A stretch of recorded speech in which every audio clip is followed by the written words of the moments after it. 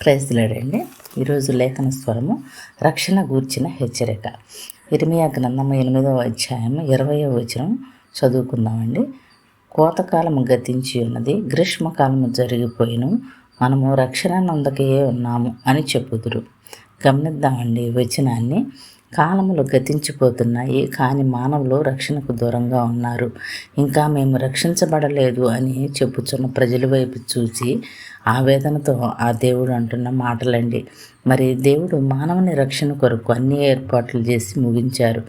మానవుడు తన స్వశక్తి ద్వారా మరి తన్ను రక్షించుకోలేడని, మానవుని ధర్మకార్యాలు పుణ్యకార్యాలు దేవుని నీతిని సంతుష్టిపరచలేవని ఎరిగిన దేవుడు మానవుని పాప విమోచన కొరకు తన కుమారుని ఈ లోకమునకు పంపించి శిలువలో చిందించిన ప్రశస్త రక్తము ద్వారా మానవునికి పాప క్షమాపణ, రక్షణ భాగ్యం అందించిన ఆ దేవాది దేవుని యొక్క ఆవేదన ఇక్కడ చూస్తూ ఉన్నామండి. అయితే రక్షణ కార్యము శిలువలో సంపూర్ణమైనది, కానీ రక్షణను మరి ఒక్కొక్కరు వ్యక్తిగతంగా అంగీకరించవలసింది అని బైబిల్ చెప్తూ ఉందండి. ఎవరైతే తన పాపముల కొరకు పశ్చాత్తాపడి ఒప్పుకొని అంగీకరించెదరో వారు రక్షింపబడతారు అని వాక్యం చెప్తూ ఉంది. మరి యేసుక్రీస్తు ప్రభులు వారు రక్షణ కార్యము సమాప్తమైనదని చెప్పి ఇంచుమించు 2000 సంవత్సరాలు అయినప్పటికీ ఇంకనూ రక్షణ పొందని వారు అనేకులు ఉన్నారు. యేసుక్రీస్తు రక్షించును అను సత్యమును తెలియక కొందరు, క్రీస్తు సువార్తను విని కూడా నిర్లక్ష్యంగా ఉన్నవారు కొందరు. ఆ దేవాది దేవుని యొక్క ఆవేదనగా మనం గుర్తిద్దామండి.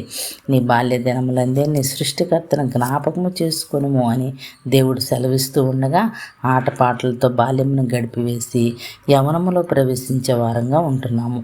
యవన కాలమున కాడిని మోయట నొరునికి మేలు అని బైబిల్ చెప్తూ ఉంటే మరి ఇష్టానుసారంగా జీవిస్తూ దేవుణ్ణి మరిచే వారంగా ఉంటున్నామని, అందుకే సమాధానం లేక, కుటుంబ జీవితాల్లో అన్యోన్యత లేక, మరి పరలోక సంబంధంగా ఉండవలసిన మన జీవితాల్లో ఉన్న మరి ఎన్నో నష్టాలు తెచ్చుకుంటున్నామని గుర్తెరుగుదామండి.